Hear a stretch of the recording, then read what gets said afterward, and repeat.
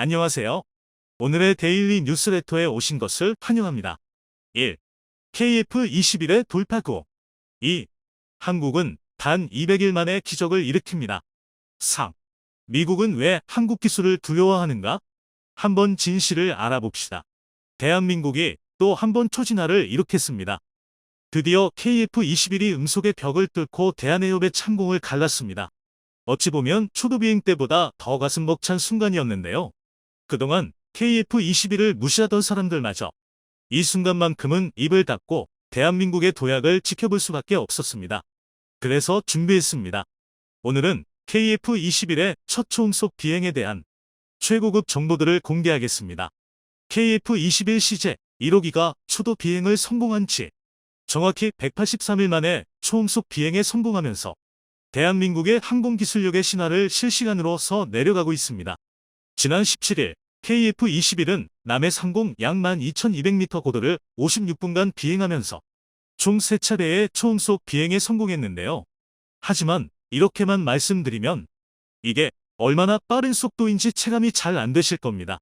이를 알기 쉽게 극단적으로 비유하면 제주도 상공에서 서울까지 단 20여 분 만에 주파할 수 있는 속도였는데요.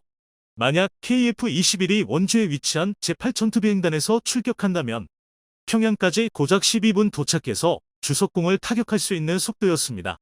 이렇게 보면 정말 말이 안 나올 정도로 빠른 속도인데요.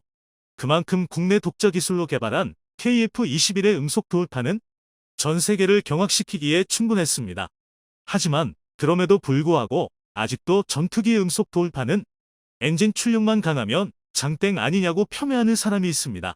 KF21이 아직 독자 개발 엔진이 아닌 제너럴 일렉트릭의 F414G400K 엔진을 사용한다는 걸 저격하는 주장인데요. 그런데 이는 항공기술에 대해 아무것도 모르는 막말이나 다름없습니다. 당장 초음속을 두고 소리의 벽을 뚫었다라고 표현하는 것만 봐도 이 주장이 얼마나 얼토당토하는 헛소리인지 알 수 있습니다. 소리의 벽이라는 건 단순히 초음속을 그럴듯하게 꾸미기 위한 수사적 표현이 아닙니다. 이는 음속을 돌파한다는 행동이 물리적인 벽을 뚫는 것과 마찬가지이기 때문에 생긴 표현이네요. 실제로 음속 돌파 직전인 마하 0.9보다 초음속 상태인 마하 1.2가 오히려 공기 저항이 더 적을 정도입니다. 이 과정에 날개 등 전투기 기체에는 어마어마한 충격파가 발생하는데요. 더군다나 속도가 빨라질수록 주변 공기 흐름이 뒤들리면서 전투기에는 엄청난 압력이 가해지고 구조적으로 상당히 불안정해질 수밖에 없습니다. 쉽게 말하면 전투기를 시속 1224km의 속도로 내동댕이 치는 것과 다를 게 없는데요. 어설픈 전투기 구조로는 이를 버틸 수 없습니다. 그렇기 때문에 전투기의 초음속 비행에는 엔진의 출력보다 구조적 만전성이 더 중요합니다. 즉, 엔진의 힘보다는 튼튼한 게 우선이라는 것이죠. 그런데 대한민국은 단 첫 번째 시도만에 이걸 해낸 것입니다. 세계적으로 이슈가 될 만한데요. 물론 국산 초음속 고등훈련기인 T-50의 사례가 있긴 하지만 이는 어디까지나 미국과의 기술 협력을 통해 개발한 기체입니다. 진정한 의미에서 국산은 역시 KF21이라고 할 수 있는데요. 더 놀라운 건 지금까지 KF21이 고작 80여의 시험 비행만을 진행했다는 것입니다. 이제 앞으로 1920여 이상의 시험 비행이 더 남아있는데요. 즉, 전체 시험 일정의 125만의 음속을 돌파한 것입니다. 도저히 믿기지 않을 만큼 빠른 성장 속도인데요. 오죽하면 국제항공 전문 매체인 에어로타임이 전 세계에서 가장 진보한 전투기 10대 중 4위로 KF21을 선정했을 정도입니다. 아직 초기 개발 단계인 KF21을 선정했다는 것 자체가 대단히 이례적인 일이라고 할 수 있는데요.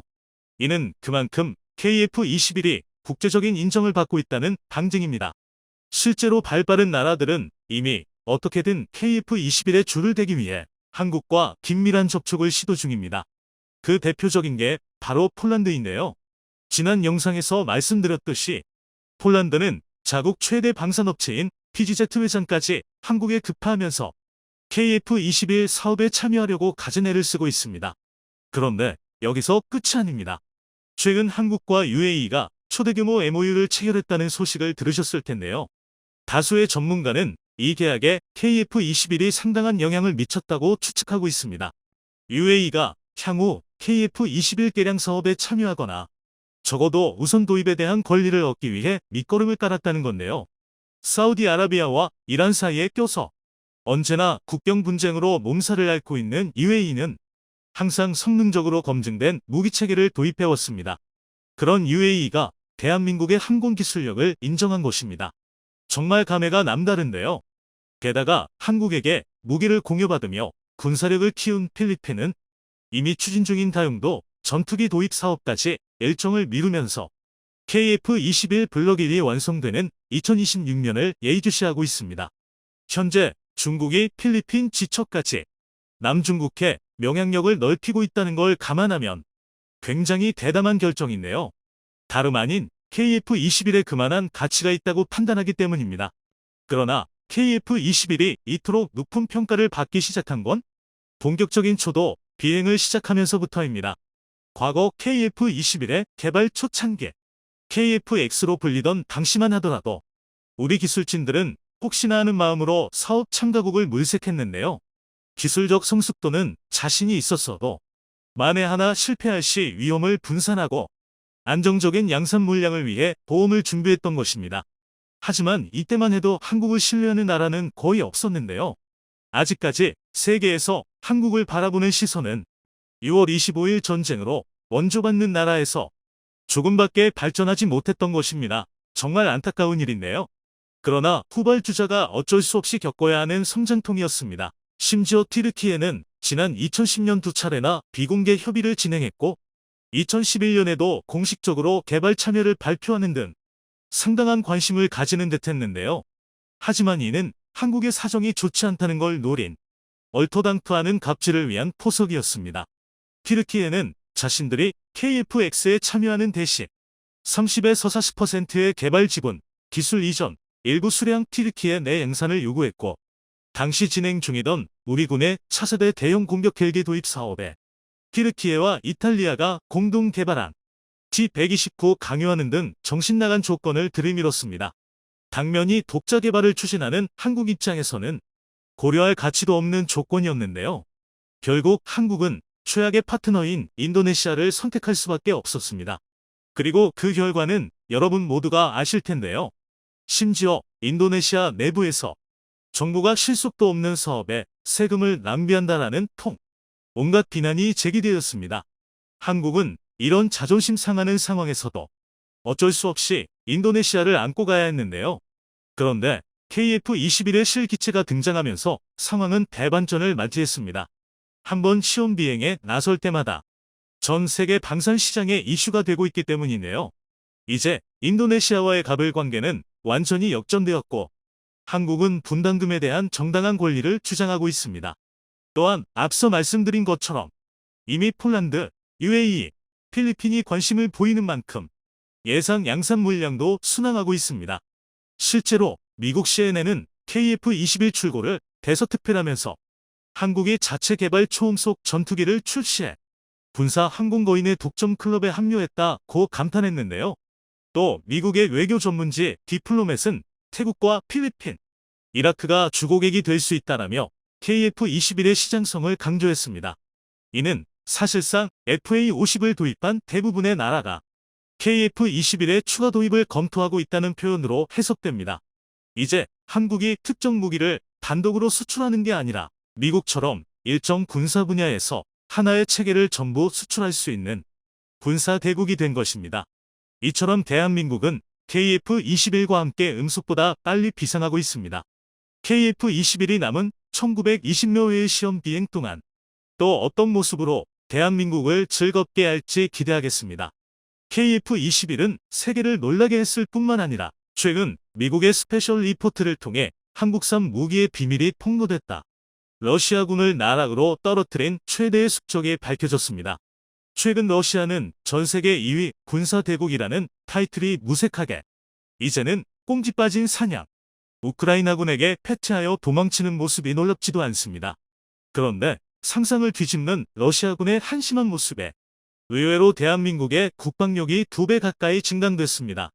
그동안 러시아군은 뿌리 깊은 부조리와 수뇌부의 부정부패, 파탄나고 있는 내부 경제 상황으로 꾸준히 그 역량을 의심받아왔습니다. 장기 독재 중인 푸틴부터 썩을 대로 썩었는데 당연히 멀쩡한 구석이 없는데 과연 군대라고 멀쩡할 수 있겠냐는 것입니다. 그런데 문제는 세계 최강의 정보를 갖고 있는 미 정보당국도 러시아군이 이렇게까지 처참한 수준일 것이라고는, 러시아가 극에 달하면 미국과 전면전을 벌이며 동기어지는 할 수 있으리라 여겼는데요. 이 때문에 9월부터 러시아의 핵무기 사용론이 거론되기도 했습니다. 하지만 이는 심각한 오판이었습니다. 러시아의 승리로 끝날 것이라 예상한 우크라이나 전쟁은 이제는 이런 생각을 비웃듯 넘어서 현재는 우크라이나의 승리로 결론이 나고 있는데요. 그런데 문제는 이로 인해 이국과 나토의 대외 정책 결정에 심각한 오류를 가져왔다는 것입니다. 여기에는 우리 대한민국도 포함되어 있는데요. 그도 그럴 게 그간 러시아의 눈치를 보며 결정해왔던 대외 정책들이 모두 잘못된 정보에 기반을 둔 오판이었던 것이 증명됐기 때문입니다. 러시아가 자라인 줄 알고 지레 검을 먹었더니 알고 보니 다 깨진 소뚜껑이었던 셈입니다. 이 상황이 얼마나 어이가 없었는지 미국 상원의원회는 국방정보국 D야, 국가정보국 D9 등 각계 정보당국 수장들을 불러 모아 청문회까지 벌였습니다. 아무리 그래도 어떻게 이렇게까지 잘못된 예측을 할 수 있느냐는 건데요. 이에 스콧 게리어 디아 국장은 이는 잘못된 평가였다라며 자신의 실책을 시인하고 정보조직 수장으로서는 내가 할 수 있는 만큼 성과를 내지 못했다라며 사과했습니다. 사실 실전 경험이 극도로 제한적인 현대의 군대에서 단순히 군사력 수치만으로 전쟁의 우위를 점치는 건 상당히 어려운 일입니다. 또 병사의 사기, 훈련도 같은 문제는 세계 최강 미 정보당국이라 하더라도 예측하지 못합니다. 그리고 무엇보다 러시아 무기의 뻥 스펙이 미 정보당국의 오판에 상당히 큰 역할을 했습니다. 심한 경우는 무려 2배 가까이 스펙이 차이 나는 경우도 있었습니다. 오죽하면 러시아군을 가장 많이 물리친 건 우크라이나군이 아니라 러시아군의 무기체계라는 황당한 말도 나오고 있는데요. 그래서 준비했습니다. 오늘은 우크라이나 전쟁을 통해 팬티 속까지 탈탈 털려버린 세계 2위 러시아의 군사력에 대해 알려드리겠습니다. 우크라이나 전쟁 전만 해도 러시아는 전 세계에서 미국 다음으로 많은 3세대, 3.5세대 전차를 보유하고 있는 국가였습니다. 또 그 수가 무려 3,300대가 넘었는데요. 심지어 구식 1세대, 2세대, 3세대 전차까지 치면 총 2만 대가 넘는 전차를 보유하고 있어서 단순히 전차 수량만 따진다면 1위인 미국을 아득히 뛰어넘고 있었습니다. 그런데 충격적이게도 현실은 850대 남짓한 우크라이나의 전차 부대를 상대로 무참히 박살났는데요. 검증된 오신트 자료를 보더라도 러시아는 총 2,900대 이상의 전차를 파괴당하거나 노획당한 것으로 알려져 있습니다. 일각에서는 서방이 지원한 전차보다 러시아가 노획당한 전차가 더 많다면서 러시아 버전 랜드리 쓰냐고 조롱할 정도인데요. 그러네 여기서 충격적인 것이 러시아 전차의 뻥 스펙이 얼마나 심했는지 러시아의 주력 전차인 T-80BVM을 보면 확실히 알 수 있습니다. 2016년에 T-80BV를 대상으로 현대화 개량을 거친 T-80BVM은 T-14, T-90과 함께 러시아 전차 부대를 상징하는 3대 전차라고 할 수 있는데요. 하지만 방산 비리와 경제 파탄으로 T-14의 양산이 중단되었다는 걸 고려하면 사실상 T-80BVM은 러시아의 일선급 질적, 양적 주력 전차였습니다. 반면 우크라이나군의 주력 전차는 대부분 T-64, T-72 계열이었고 그나마 10수대의 T-80BV와 T-84 오플롯을 보유하고 있었지만 T-80BVM에 비하면 그 성능이 한참이나 부족한 상황이었습니다. 쉽게 말해 스펙상으로는 우크라이나군 전차가 아무리 날고 기어봐야 러시아군의 T-80BVM을 정면에서 상대하는 건 불가능했습니다. 그도 그럴 게 재원산 T-80BVM의 방어력 증강은 정말 획기적인 수준이었는데요. 원본이 되는 T-80BV의 방어력은 전면 500mm 급으로 서방의 3세대 전차 대비 열세라는 점에 차가 나요. T-80BVM부터는 렐릭트 폭발 반응 장갑을 탑재한 것입니다. 그리고 이 덕에 방어력이 기존보다 최대 50% 정도가 향상되었는데요. 다시 말해 전면에서 700에서 750mm 수준의 방어력을 지니고 있는 것입니다. 이를 좀 더 알기 쉽게 비유하자면 한국의 K-20표, 미국의 M1A2 에이브람스, 독일의 레오파드 2A6같이 세계 정상급 3.5세대 전차가 아니라면 T-80BVM에 전면 장갑을 뚫는 건 불가능하다는 뜻입니다. 게다가 T-80BVM은 이런 압도적인 장갑을 지니고 있음에도 불구하고 무게는 고작 46톤에 불과해서 최대 속도가 시속 80km에 달할 만큼 빠른데요. 조금 과장을 보태서 우크라이나군의 전차 전력이라면 T-80BVM 일대로도 일당백의 전투가 가능했던 것입니다. 실제로 한 군사 전문가에 따르면 T-80BVM에 대해 매우 강력한 차량이다. 대단한 화력과 매우 좋은 시야, 조작하기 편하고 빠른 엔진을 탑재하고 있다. 그것은 빨리 도착하고 타격하고 떠난다라고 매우 감탄했는데요. 그런데 재밌는 점은 이 찬사가 러시아군에서 나온 게 아니라 우크라이나군에게서 나왔다는 것입니다. 하지만 현실은 달랐습니다. T-80BVM은 러시아가 주장한 말도 안 되는 방어력과 기동성이 무색하게 우크라이나 전쟁에 투입된 물량의 무려 90%가 파괴되거나 노획되었습니다. 러시아의 호원 장담과 달리 전면 장감이 종이장 수준이었던 것입니다. 우크라이나군의 주력 전차는 3BM-40의 날개 안정 분리 철감탄, 속칭 망고를 사용하고 있는데요. 이 포탄의 관통력은 대략 460mm에 불과합니다. 1986년 구소련에서 개발되어 9세대 전차용으로 만들어진 포탄인 만큼 현대 전차전에서 사용하기에는 무리가 있는 포탄이었는데요. 하지만 현대화된 군을 보유하지 못한 우크라이나군은 울며 겨자 먹기로 이 망고를 전쟁에 투입했습니다. 그런데 정작 실전에서 망고의 위력은 상상 이상이었습니다. 스펙상 절대 정면 대결이 불가능한 T-80BVM을 신나게 터뜨리고 다닌 건데요. 이는 망고의 실전 성능이 좋았던 게 아니라 러시아의 렐릭트 반응 장감이 750mm의 방어력을 갖는 게 아니라 실제로는 망고에 관통당할 만큼 허접했던 것입니다. 그러니까 러시아는 자국의 전차 방어력을 거의 1.6배 가까이 과장해 놓은 것입니다. 개발 단계에서는 T-80BVM이 750mm 장갑과 유사한 방어력을 보여줬을지 몰라도 러시아의 뿌리 깊은 부정부패와 제조 능력 부족으로 실물은 기대에 한참이나 못 미쳤던 것입니다. 그런데 이 소식은 우크라이나뿐만 아니라 한국에도 굉장히 기쁜 소식입니다. 그도 그럴 게 러시아의 군사기술은 대부분 중국과 북한으로 흘러들어갔고 우리는 그에 맞춰 전차의 날탄을 개발해왔습니다.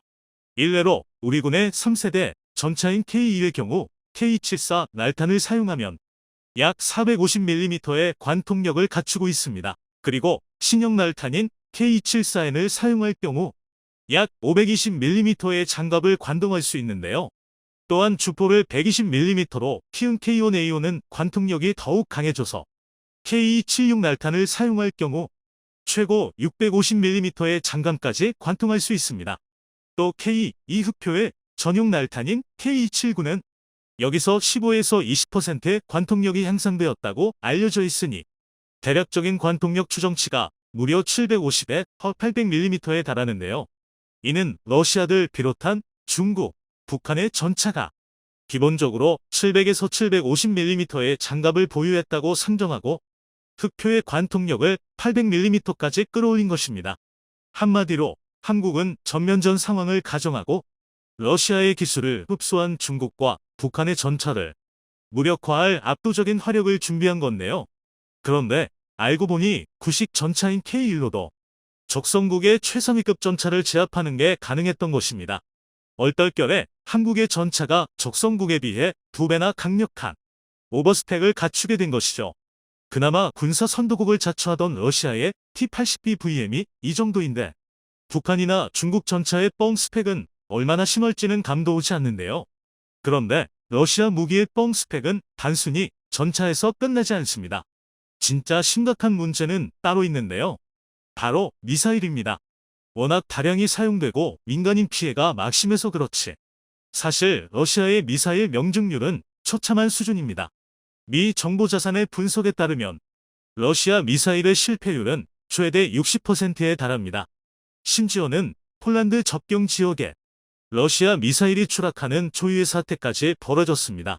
더군다나 추락한 미사일은 정확도가 높은 게 최대 장점이라던 이스칸다르 미사일로 추정됐는데요. 군사 관계자들은 정확성이 생명인 미사일이 제대로 날지 못하고 추락한다는 것은 관성 항법 장치가 탈거되어 있을 확률이 높다고 보고 있습니다.